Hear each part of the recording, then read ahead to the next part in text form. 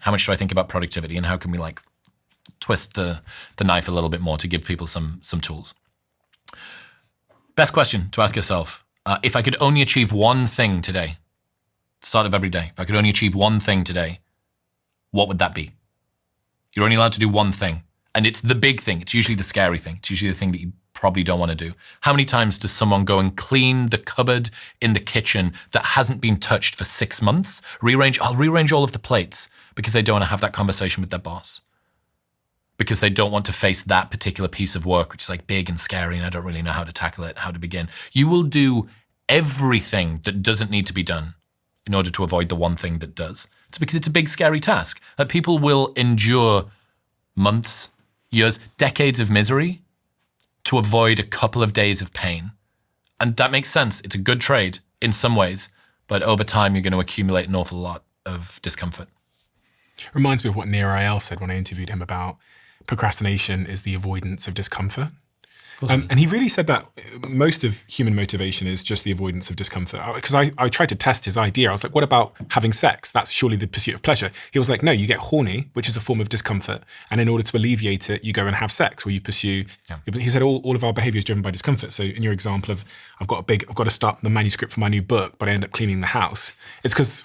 Sounds like a personal example. No, but it is. It's like, I remember how long I procrastinated on starting my new book, because it's like being stood at the foot of Mount Everest, starting a book. It's huge. When you think about procrastination, which is part of becoming more productive, what in your mind are the causes of me avoiding the thing that I should be doing? As far as I can see, there's two main reasons for procrastination. The first one is you don't know what to do. So you have this big book in front of you, but nobody's ever written a book. They've written a sentence, and then that sentence is accumulated over time into pages and paragraphs, and then a book appears. Or you've reviewed a book, you've looked at the edit, you've made a decision about the color for the front cover, but you do what's called a next action from getting things done, David Allen's productivity strategy. People want a really, really great productivity strategy. Getting things done by David Allen is about as good as you can get.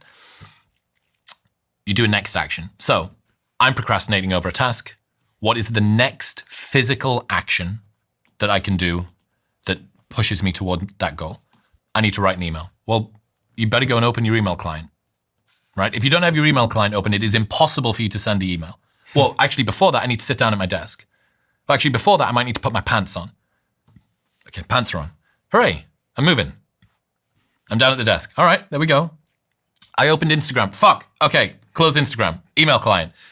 That's the next action. So what is it, like completing a marathon is just a ton of steps, one in front of the other. Like it's just one foot in front of the other. Do this really, really big thing by breaking it down into small chunks. That's the first reason, in my opinion, for procrastination. Before we move on to the second thing, it reminds me of something Jordan Peterson said to me about why people don't change their life. He said, people don't change their life because the first steps to doing so are so small that it's like embarrassing. Correct. And he told me the story of a guy who he was trying to get to change his life. This person wouldn't leave their bedroom, plates stacked to the ceiling, messy bedroom. And on day 1, he walks in, they put a vacuum cleaner in there, they do nothing else. Day 2, they come back, they plug it in, nothing else. Day 3, they come back, they turn it on, nothing else. And by the end of the 30 days, this guy is out of his bedroom, his room is clean, and he's out in the world, which he was scared of. And it always made me think, like the first step to real change isn't some great leap which is going to cause huge cognitive dissonance and discomfort. It is often so embarrassingly small that we don't think it's consequential. Yeah. And I think about that with my life all the time. I'm like, actually, maybe the first step here is just like buying a notepad, to start writing my book. There is definitely a sense that focusing our attention on a small step kind of reveals the smallness of our lives. That like, oh my God, I said that I sat down at my desk, like how pitiful. Is this really how small I've become? I should have this big cathedral of achievements and monumental stuff. You go, well, yeah, but how do you get there? Okay, well, we've got to lay the first brick. So humility, being humble and compassionate to yourself. Okay, I did a thing today. I went for a walk. Felt like crap. I ate this bad sushi last night. And I did one thing. One small thing that moved me toward my goal. So anyway. Maybe that's because we never get to see that first small step.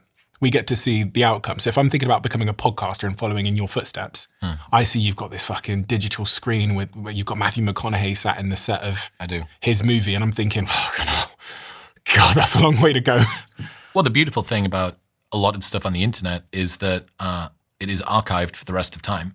So you can go back and watch my first ever episode, which is me in my old office for the nightclub stuff that I did. And my business partner yelled at me afterward because I kicked everybody out so that I could record. And he's like, you can't keep doing this. It's not your studio. It's our office. And it's a single iPhone and a blue Yeti USB mic that looks like a big white dildo. And it's up and over the top of the desk. And it's me and a friend from the gym talking about how we might row the Atlantic one day. Embarrassing to start there for someone that's watching you do Matthew McConaughey in a digital screen. It's embarrassing. But also not, because that was the first step. But that wasn't the first step. The first step was deciding what name it was going to be and then driving to Gateshead to buy the Yeti secondhand from some dude on eBay. And that Yeti went on to do 500 episodes of my podcast. And then we changed to nicer microphones or something. So everybody's journey begins embarrassingly small. And I think just having a little bit of compassion for yourself, having the humility to go, the first step that I do is going to be so small that it almost wouldn't register on the ledger of accomplishments. It would be minute. Going, okay, that's still a win. First thing, you don't know what to do. Second thing, you know what to do, but you don't know how to do it. So you can sit down in front of the spreadsheet and you know that you've got to do a VLOOKUP on this spreadsheet. We have no idea how to do a VLOOKUP. What's a VLOOKUP? It's some Excel thing that Excel nerds will know. ChatGPT, Google, ring a boss, ring a friend that is an expert in Excel. So for me, when I look at my procrastination, it occurs due to usually one of two things. Poorly defined next physical action.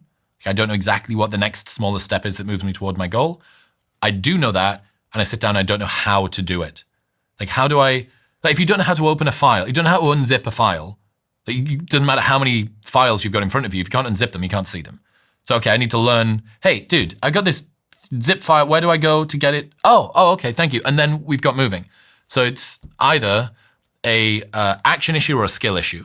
And both of those are usually pretty simply fixed. I read in your newsletter, you talk about how some people procrastinate because they're scared of what they'll find out about themselves if they try the thing. And I thought, that's so true. I mean, the upside of never trying is never having to feel the pain of failure. Right? If you never face that discomfort, like if I tell myself that all women are terrible, then I'm excused of ever having to talk to a woman. And as a result, I never have to feel the pain of rejection. If I tell myself that everything is shit or that things will never get better, I'm excused of ever having to try at anything. It's more comfortable to get fatalistic and call it pragmatism. Like the cope is framing hope as pathetic and embarrassing and optimism as delusion. This is cynicism, right? Cynicism. And the opposite of that is enthusiasm.